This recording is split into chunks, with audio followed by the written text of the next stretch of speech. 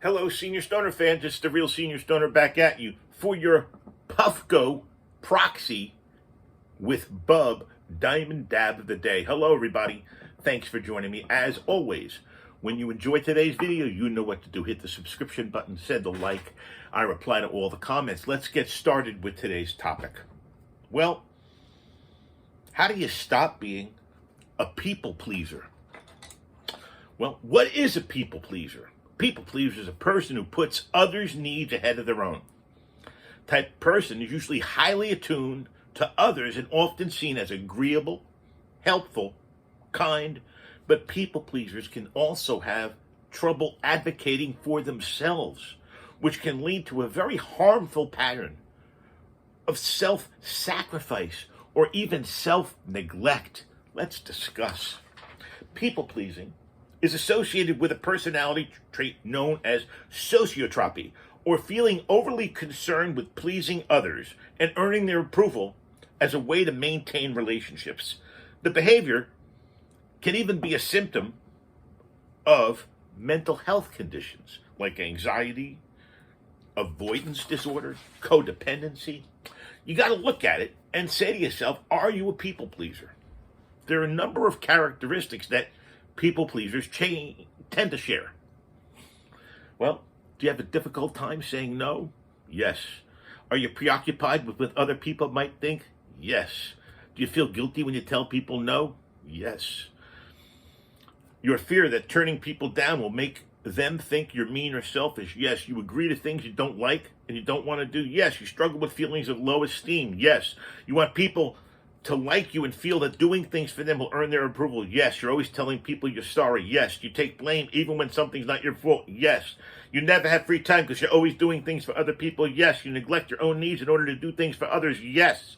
You pretend to agree even though you feel differently? Yes. Why am I saying yes to everything? Because I do all of these things.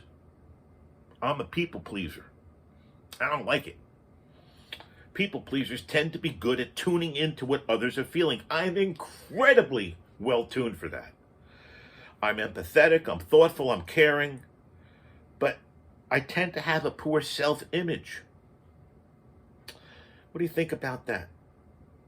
So, people pleasing, there's got to be a cause. Why are we people pleasers?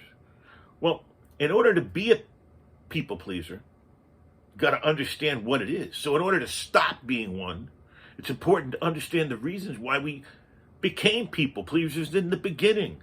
Well, I've had poor self-esteem all my life. I've tried to make up for it. I've been very insecure. I was beaten as a child, and I've been told as a 65-year-old that impacts me today and actually causes me to have some of those feelings, as weird as it sounds. I am a perfectionist because of that. I get disappointed when things don't go perfectly. And unfortunately, I've had some past experiences that have been painful, traumatic, and difficult. So my motivation to help others often comes in a form of what's called altruism. I want to help other people so much that I end up hurting myself. So, people-pleasing isn't necessarily a bad thing. Being concerned and caring person is an important part of maintaining healthy relationships. But it does become a problem if you're trying to win approval in order to shore up weak self-esteem or pursuing happiness of others at the expense of your own emotional well-being. You see, if we're devoting all of our time to helping others in order to make them happy and win their approval, guess what? We could get angry and frustrated at ourselves. It could lead to a really bad cycle where we have anxiety and stress because we're trying to help people so much that it stresses us, it strains us. And we even get depleted willpower because we devote a lot of our time and energy to others. So you have to have kind of a resolve. You have to find a way, because people pleasers hide their own needs and their own preferences in order to accommodate other people. They make it feel that it's important for you to get help from them, not them to get help from you. People pleasers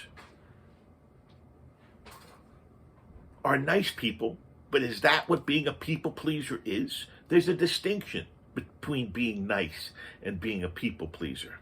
You see, I think what happens is, fortunately, there are steps we can take to reduce or stop being people pleasers and get a better balance and have a happier life without sacrificing all of our own stuff just to be people pleasers. So maybe the boundaries we have to establish are key. The limits, let's call them. And we have to be able to communicate those limits to the others in our circle. Clear and specific about, frankly, what we're willing to take on and what we're not willing to take on. If it seems like someone's asking for too much, we've got to be able to let them know that it's over the bounds of what we're willing or capable to do. Now, there are other ways to create boundaries to help rein in people-pleasing tendencies. Maybe you just don't pick up the phone constantly for people. Maybe you take phone calls at a certain time. You see, I think the thing we have to do here, like I talk about projects and doing anything important because they're big, is break them down into small pieces. Start small. Very hard in human behavior to make a sudden change or a left turn if you're going straight. So it's easier to begin asserting yourself in very small ways. Changing behavioral patterns is difficult. So you'd have to retrain yourself. And you'd even have to retrain people around you how to react. So it's so difficult. The small step strategy works because you can small step your way out of being a people pleaser. You can start by saying no to small little requests. Can you bring me that piece of paper over on the counter? No, I can't. My back hurts. Sorry. Try expressing our opinions about something small. Or even ask the other person for something we need that's small. You see, practicing in different settings or situations, or even with different people, salespeople in stores, talk to the post person, anybody you can, ordering at restaurants.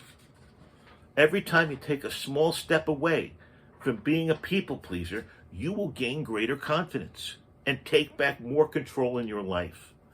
Consider where you want to spend your time. Who do you want to help? What goals are you trying to accomplish? You see, knowing priorities can help determine whether or not you have the time and energy to devote to a particular thing. If something's sapping your energy or taking too much of your time, take steps to address that problem. And as you practice setting those boundaries and saying no to certain things or people you don't want to or cannot do, you will find that you have more time to devote to the things that are important to you, to us. So, reducing our tendency to be people pleasers actually helps us be better people. What do you think of that? So we can talk better to ourselves, talk positive talk if we feel overwhelmed or about to cave in. Remind ourselves that we also deserve time for ourselves, that our goals are important. We shouldn't feel obligated to give away all of our time, all of our energy to others. So now it's important for us to assess the request. That's right. What someone wants us to do, we used to just do because we're people pleasers. I'm now suggesting that no longer will we be manipulated or assumed into doing things. Guess what we're going to do? We're going to evaluate everything that comes across our plate. Everything we see in front of us as stuff we can do, we will do, we want to do, we can't do, we don't want to do. What do you think of that?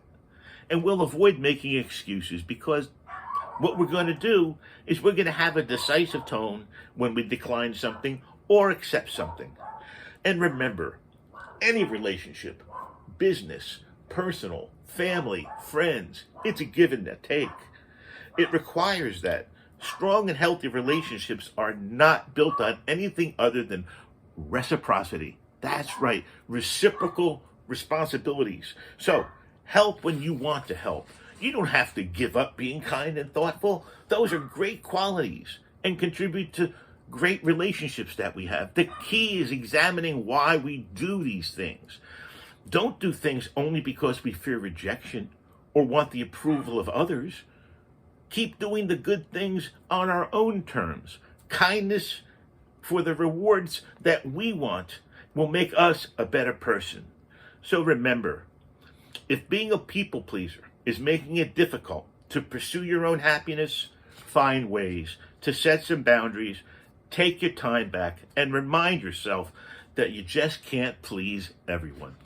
This has been the Real Senior Stoner, and I certainly hope I'm able to please you all today with this Puffco, Proxy, and Bub Diamond Dab of the Day. I want to thank you all for being here and tell you that I know you know what to do. Hit that subscribe button, send a like, and I reply to all the comments.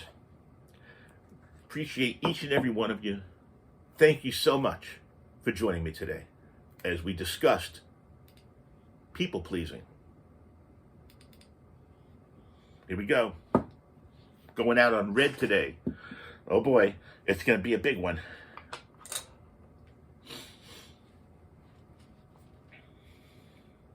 So amazing that these things actually heat up in seconds, literally. I truly enjoyed having you here today. I am a people pleaser. Cheers. Here comes the dab train.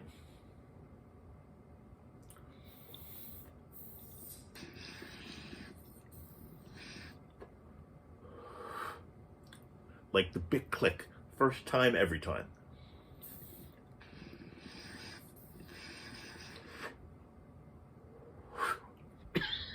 The Proxy. Cheers, everyone.